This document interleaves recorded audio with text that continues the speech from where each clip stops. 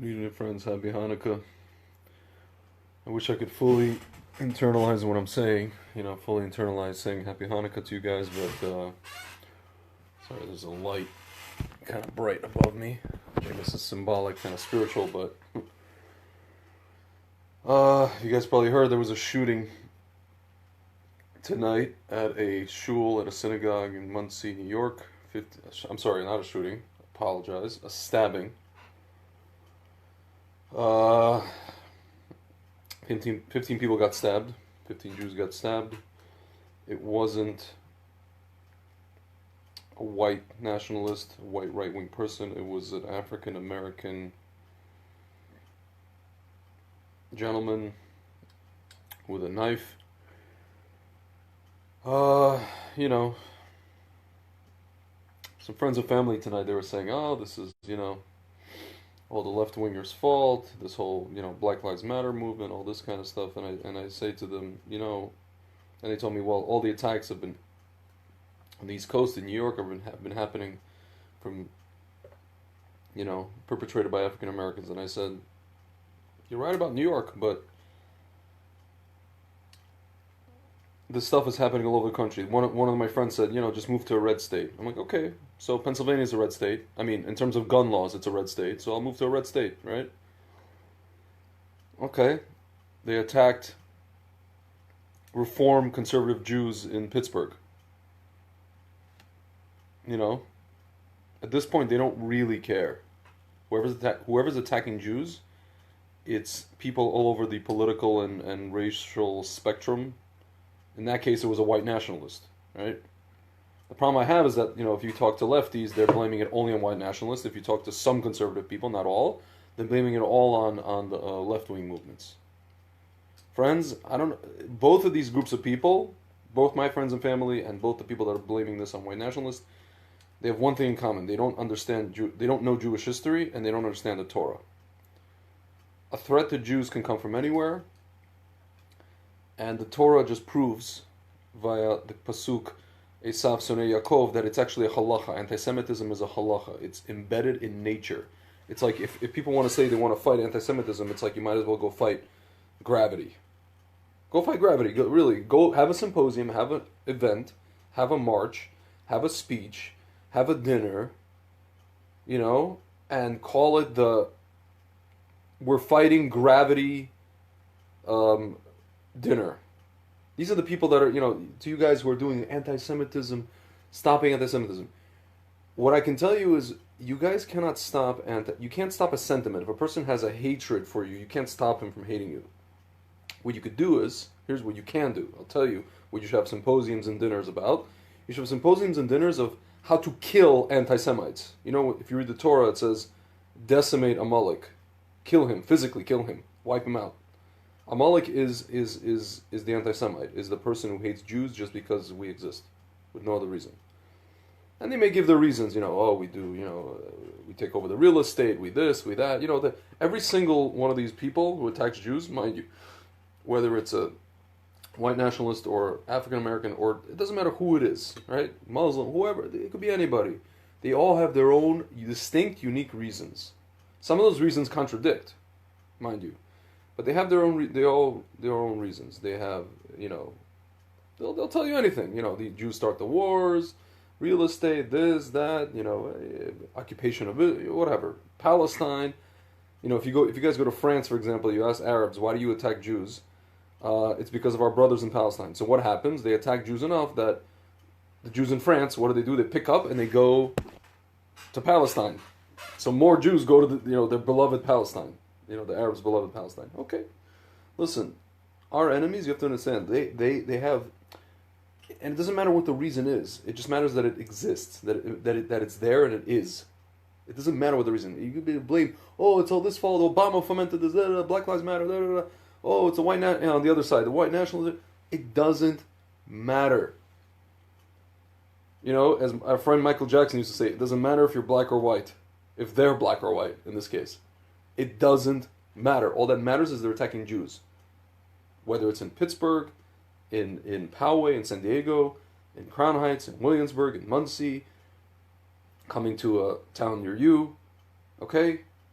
It could be Chicago, Skokie, Illinois. It could be, I don't know, just pick any shul. It doesn't matter if it's a Chabad, it doesn't matter if it's Reform, Conservative, Deconstructionist, Underconstructionist, you know, Malconstructionist, non-construct, you know, I don't know. Just pick any wacky denomination that we have.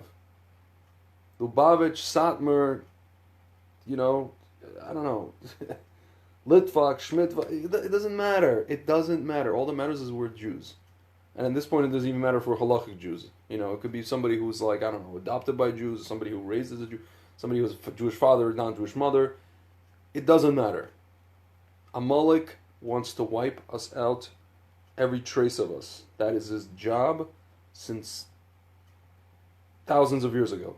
And we're told, there's going to be a parsha coming up, maybe in a few Torah portions, where there was a part that we read at the end of the portion that we have to read it intently, with intent, that talks about wiping out Amalek. We have to remember Zachor. We have to wipe him out. Like, remember to wipe him out. Don't. And we let him live. You know, there was a king we had who let Amalek, king, the Amalekites live, and we let them live. We let them off the hook. You know, as Dennis Green said about the Chicago Bears. These guys who we thought they were, we had them, and we let them off the hook. You know, watch the speech on YouTube. We let them off the hook, and now we're walking around, guys. You know, I go. There's a synagogue that I go to across the street from that shul where the people got stabbed today. I go there sometimes for mikvah before Shabbat. That door is wide open. People are just sitting there every single day studying Torah. I don't know if they have guns. It's a Hasidic shul. It's a Hasidic synagogue.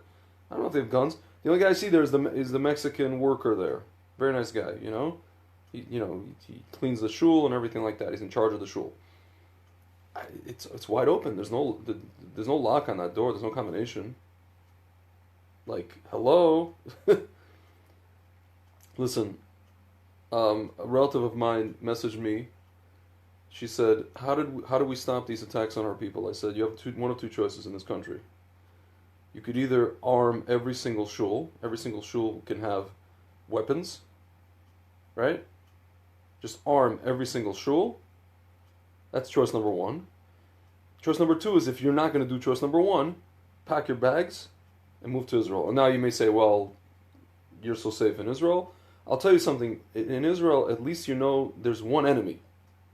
There's one enemy in Israel. You know, it's a question of when is he going to attack you? Where is he going to attack you? Okay, but at least when that happens, we can protect the area. We can be ready for it. We can arm ourselves. We can be vigilant, right? Israel's a small country. You can pretty much figure out, neutralize this. There's many more attacks that could have happened in Israel that didn't happen because we're ready for that stuff. We have bitachon. Every settlement, every city has a security, especially in Judea and Samaria, Jerusalem.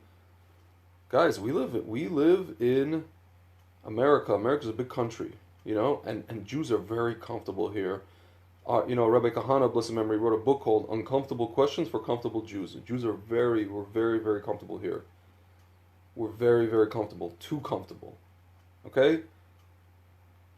Just defend yourself. Learn how to defend yourself. I'm sorry. My friend says, move to a red state. Again, you think you're going to be safe just because it's a red state? Okay, maybe you can have a gun. Listen, every shul can get a gun. It doesn't matter where you are. In New York, you can get a gun, and a shul can get a gun. In Jersey, same thing. Our shul has a gun. It's one gun in the shul, or two guns, right? But it's not like the rabbi's walking around holstered like in a settlement. He has a gun in his office. But, in these situations, active shooter, let's say, that it's all about time. Even with a guy with a knife, comes in with a knife. It's a time issue. Everything's time is of the essence. You have to act quickly. You have to think, think on your feet. Friends, this is where we're living. These are the times where we're living in. And you know what? I mean, my friend said, we still need the diaspora. We have 2,500 years of diaspora. I said, listen, you clearly don't know Jewish history. every place we were in the diaspora, you can go back to Babylon and Rome and Spain and all these places, Germany, Russia, Poland, and we thought we were in these places and we were an integral part of society, and we we're in the government, we're contributing, and this and that and the other. Ladies and gentlemen, the reason Herzl wrote that book, Alt New Land, is because he saw what was going on. He saw what happened with Dreyfus in France. A person who's loyal to the country that he lives in, right, loyal to the military, can be easily accused, mistakenly or on purpose accused of something he did not do, and declared a traitor to the state just because he's a Jew. Why was he a traitor? Because he's a Jew. And Herzl saw this and he's like, you know what? I thought we lived in this enlightened Europe, and it turns out we don't.